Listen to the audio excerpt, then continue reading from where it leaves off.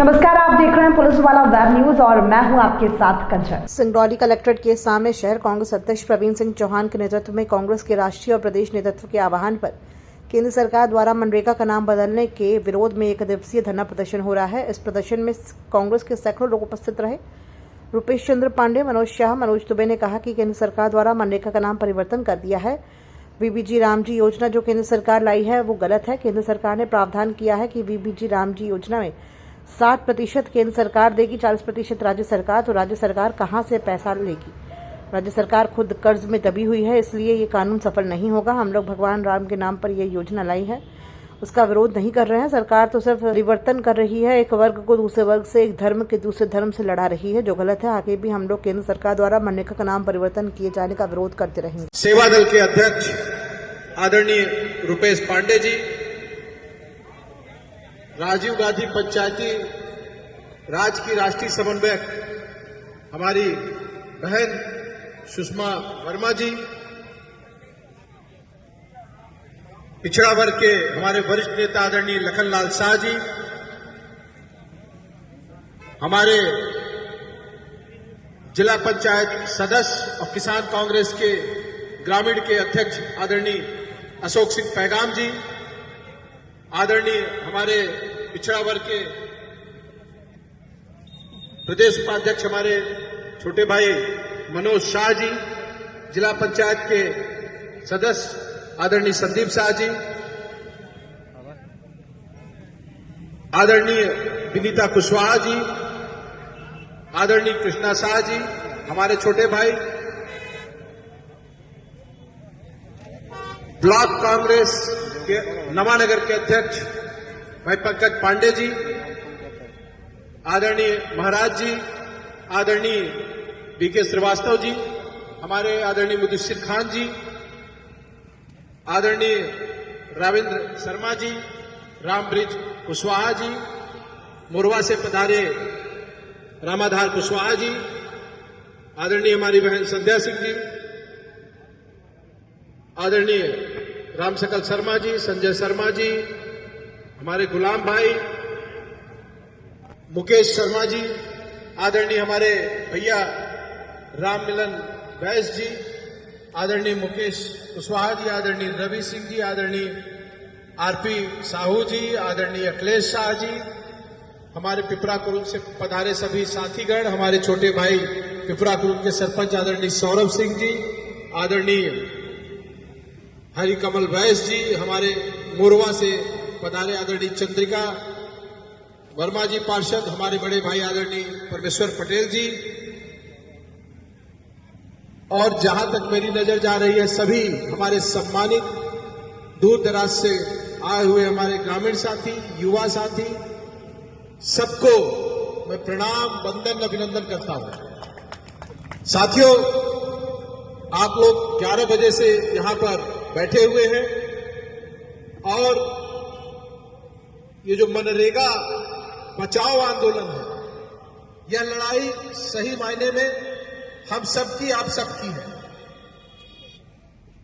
इस देश की जो बुनियाद है, जो रीढ़ की हड्डी है, वो किसान, मजदूर, युवा है। और नरेंद्र मोदी जी की सरकार, भारतीय जनता पार्टी की सरकार, आपने सुना कि हमारे कई वक्ताओं ने जिस प्रकार से अपनी बातें रखी कि निरंतर इस किसान को सबसे पहले कुचलने का काम किया। हमारे पार्षद आदरणीय अनिल बैस जी भी हैं, सबसे पहले किसानों को कुचलने का काम किया। किसानों के विरुद्ध काले कानून लेकर के यह सरकार आई, लेकिन इस देश के किसान ने अपनी ताकत बता दी और दिल्ली में नरेंद्र मोदी की सरकार को झुका दिया। 700 किसानों ने अपनी कुर्बानी दे दी, शहीद हो गए, लेकिन और काले कानून को वापस लेना पड़ा इस नरेंद्र मोदी की सरकार को। यह ताकत थी इस देश के किसानों की। हमारी बहन बता रही थी कि पहले लाल बहादुर शास्त्री जी ने एक नारा दिया था कि जय जवान जय किसान, कि जवानों की भी जय और किसानों की भी जय। इस देश की ताकत एक तरफ जहां बॉर्डर में सीमा पर जवान रक्षा कर रहा है, तो दूसरी तरफ हाथ में हल की मुट्ठी लेकर के धरती का सीना चीर करके अपना पसीना बहा करके इस देश को पालने के लिए, पोसने के लिए किसान अन्न पैदा करता है। तो इस देश की ताकत एक तरफ जवान, दूसरे तरफ किसान है। लेकिन नरेंद्र मोदी की सरकार निरंतर, आपने देखा होगा कि अभी वो 4 साल का जो भर्ती कानून जवानों के लिए लेकर के अग्निवीर ला करके जवानों को का भी शोषण करने का काम किया, जवानों को भी कुचलने का काम किया, और किसानों के लिए काले कानून ला करके किसानों को भी कुचलने का काम किया, और युवाओं के लिए निरंतर रोजगार छीन करके युवाओं को भी कुचलने का काम ये सरकार कर रही है। इन्होंने वादा किया था कि 2 करोड़ रोजगार हम प्रतिवर्ष देंगे। अब स्थितियां क्या है कि 2 करोड़ रोजगार प्रतिवर्ष छीने जा रहे हैं, लघु उद्योग बंद हो रहे हैं, सारा सेंट्रलाइज, सारा उद्योग एक व्यक्ति चला रहा है, उसका नाम है अडानी। हर उद्योग में अडानी, हर जगह अडानी, हर गली गली में अडानी।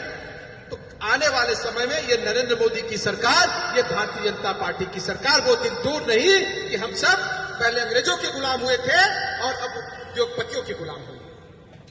मनरेगा कानून क्या है? क्यों हम निरंतर मनरेगा के लिए कांग्रेस लड़ रही है? आज मनरेगा की लड़ाई लड़ते हुए हम लोगों को लगभग 20 दिन हो गए। हर एक गांव में, पंचायतों में जा करके हम लोगों ने अनेकों सभाएं की, लोगों को जागरूक करने का काम किया, लोगों को बताने का काम किया कि किस तरह से ये भारतीय जनता पार्टी की सरकार मजदूरों का हक और अधिकार छीनने का काम कर रही है। वर्ष 2006 में केंद्र में जब डॉक्टर मनमोहन सिंह की सरकार थी, कांग्रेस की सरकार थी, तो गांव का व्यक्ति पलायन न करे, गांव में ही उसको रोजगार मिले, गांव में ही उसको 4 पैसा मिल सके, गांव का विकास हो, ये सोच के साथ कांग्रेस ने मनरेगा कानून लेकर के आया। और 100 दिन मनरेगा कानून में 100 दिन गारंटी योजना, रोजगार योजना देने का काम कांग्रेस ने किया। महात्मा गांधी राष्ट्रीय रोजगार योजना, उस व्यक्ति के नाम से इस योजना का नाम रखा गया जिसने इस देश की आजादी में सबसे बड़ी भूमिका निभाई, जिसने हम सबको देश आजाद करा के दिया। राष्ट्रपिता महात्मा गांधी के नाम से मनरेगा कानून का नाम रखा गया। कांग्रेस का उद्देश्य मनरेगा के तहत केवल मजदूर के खाते में पैसा देकर के वोट लेना नहीं था, जैसे आजकल भारतीय जनता पार्टी के लोग करते हैं। चुनाव के 3 दिन पहले खाते में पैसा डाल देते हैं और हम लोग बिल्कुल वो हो जाते हैं कि अरे हमारे खाते में पैसा आ गया तो भाजपा सरकार ने पैसा दे दिया और वोट डाल देते हैं। सरकारी रजिस्टर्ड पैसा देकर के वोट खरीदने का काम जिस तरीके से भाजपा कर रही है, ये कभी कांग्रेस ने नहीं किया। और 5 साल फिर हम सब क्या करते हैं कि डीजल का दाम बढ़ गया, पेट्रोल का दाम बढ़ गया, हमारी रोजमर्रा की चीजों का दाम बढ़ गया, और दाम बढ़ा करके 3,000 ये दिए और 30,000 हमारे खाते से लूटने का काम करे। तो किसान भी आज वही है, नौजवान भी वही है, हमारी बढ़ोतरी नहीं हो रही, हमारी उन्नति नहीं हो रही देश की। दिन प्रतिदिन हम गरीब मजदूर बने हुए हैं।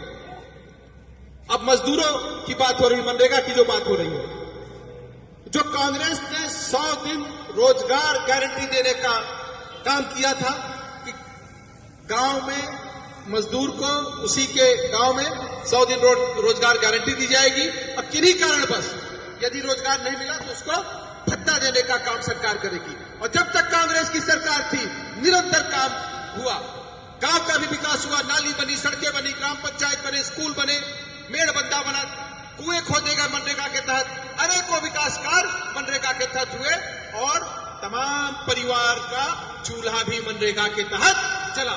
हमारे भाई संदीप भाई कह रहे थे कि जैसे ही मजदूर के खाते में पैसा आता था उसका चेहरा प्रफुल्लित हो जाता था कि हमारी मेहनत की खून पसीने की कमाई आज हमको मिल गई, हमारे मेहनत किए हुए रोजगार किए हुए की कीमत मिल गई, और अपने रोजमर्रा की चीजों लेने के लिए वो बाजार जाता था, और बाजार भी चल रहा था, मजदूर का काम भी चल रहा था। लेकिन व्यापारियों का व्यापार भी बंद होगा, बंद करने का काम ये भाजपा कर रही है, और मजदूर के पेट में रोजगार।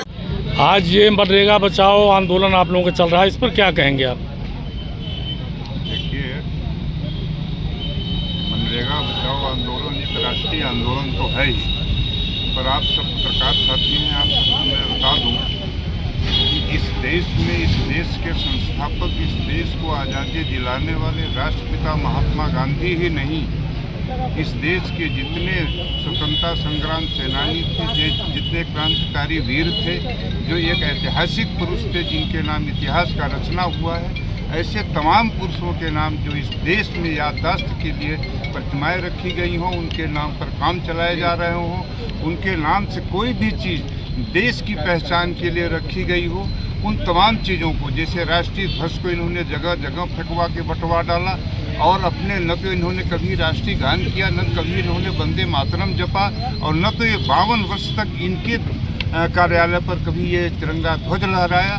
ये तमाम चीज़ों को हटाकर केवल धार्मिक उन्माद लाना चाहते हैं, इस देश में भगवाकरण कराना चाहते हैं। केवल एक उद्देश्य है इनका, बाकी और कोई उद्देश्य नहीं। जी, ये मनरेगा बचाओ आंदोलन चल रहा है, आप लोग बैठे एक दिवसीय, क्या कहना चाहेंगे? देखिए, एक ग्रामीण अंचल के मजदूरों के लिए, सबसे अंतिम छोर में रहने बसने वाले उस आवाम के लिए कांग्रेस की केंद्र सरकार, डॉक्टर मनमोहन सिंह जो प्रधानमंत्री थे, इस योजना को लागू किया था। भारतीय जनता पार्टी की आदत पड़ चुकी है कि तमाम चीज़ों का नाम बदल दो जो उनको प्रिय नहीं है। महात्मा गांधी जी के नाम से इनको शुरू से परेशानी थी, शुरू से चिढ़ थी, हर चीज़ का दोष से कभी गांधी जी को देंगे, कभी नेहरू जी को देंगे, और उनके चिढ़ का ही परिणाम था कि इस महत्वपूर्ण योजना को उन्होंने बदल दिया। और बदलने के बाद ऐसा लग रहा है कि देश में जो 60-40 का रेशियो पहले कभी नहीं था, अब इन्होंने 60-40 का रेशियो कर दिया, जिसमें मजदूरी नहीं मिलेगी, मटेरियल का भुगतान नहीं हुआ है। कांग्रेस पार्टी पूरा पखवाड़ा चला रही है इस कानून को जो उन्होंने बदला है, जो योजना इन्होंने मनरेगा को बदल करके जी राम जी योजना लागू किया है। इनको मालूम था कि भगवान के नाम की योजना रहेगी, लोग विरोध नहीं कर पाएंगे। हम लोग भगवान का विरोध नहीं करते हैं, उनसे ज़्यादा धर्म अध्यात्म को मानते हैं, लेकिन इस योजना को, महात्मा गांधी राष्ट्रीय ग्रामीण रोजगार गारंटी योजना जो थी, इसको लागू करने के लिए कांग्रेस पूरे देश में जन आंदोलन के तहत घर घर जा रही है, गांव गांव जा रही है, आंदोलन कर रही है, धरना दे रही है। आज हम लोग धरना में बैठे हुए हैं, आगे भी इसको हम लोग लगातार करते रहेंगे। से इस भारतीय जनता पार्टी की सरकार में मनरेगा कानून को लेकर के कानून और नियमों के साथ छेड़खानी की गई है, और जो राशि आवंटित थी केंद्र सरकार से, जो 100% केंद्र सरकार को देना था, उसमें भी इन लोगों के द्वारा 60% केंद्र को, 40% राज्य सरकार के लिए कानून बना दिया गया है। स्थिति यह है कि राज्य सरकार खुद कर्ज के बोझ तले दबी हुई है।